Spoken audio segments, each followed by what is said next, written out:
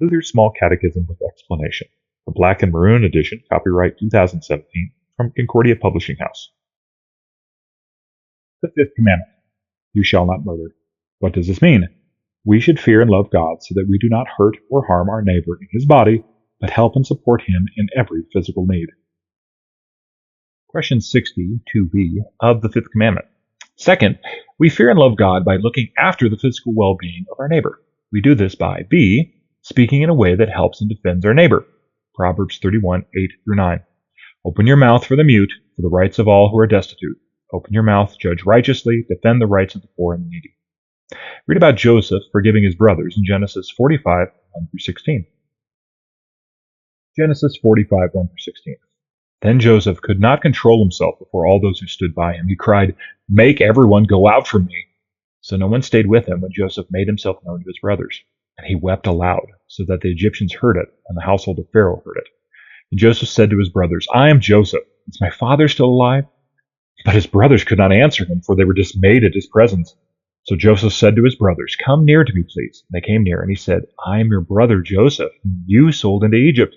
Now do not be distressed or angry with yourselves because you sold me here, for God sent me before you to preserve life. For the famine has been in the land these 2 years, and there are yet 5 years in which there will be neither plowing nor harvest. And God sent me before you to preserve for you a remnant on earth, and to keep alive for you many survivors. So it was not you who sent me here, but God. He has made me a father to Pharaoh, and lord of all his house, and ruler over all the land of Egypt. Hurry, go up to my father and say to him, 'Thus says your son Joseph, God has made me lord of all of Egypt. Come down to me, do not tarry. You shall dwell in the land of Goshen, you shall be near me, you and your children and your children's children, and your flocks and your herds and all that you have. There I will provide for you, for there are yet 5 years of famine to come, so that you and your household and all that you have do not come to poverty. And now your eyes see, and the eyes of my brother Benjamin see, that it is my mouth that speaks to you. You must tell my father of all my honor in Egypt and all that you have seen. Hurry and bring my father down here." And he fell upon his brother Benjamin's neck and wept. Benjamin wept upon his neck, and he kissed all his brothers and wept upon them. After that his brothers talked with him. When the report was heard in Pharaoh's house, Joseph's brothers have come. It pleased Pharaoh and his servants. What does this mean? We see the fifth commandment tying in with other commandments. Of one, it talks about the loving God and honoring him before all else, and knowing that his word says. And 2 and 3 of saying, okay, life is important, taking care of my authorities, doing that kind of stuff. So we see a connection with the commandments that have come before. We also see a connection in this one with commandments that come after, especially the 8th commandment of how speaking can kill people. Now, the 8th commandment has to do with speaking as well, but we're tied into, we don't want to speak ill or poorly of people. We want to speak well of them. And this has come up recently as I've talked with people, is that there's sometimes people have an issue because of either hurt or because of pain, or usually because of past issues with somebody. And they will not take a statement with either a grain of salt, which means you just say, hey, I'm going to kind of let that slide. They probably didn't mean this, or this is not the way they should take it, or to take it in the best construction.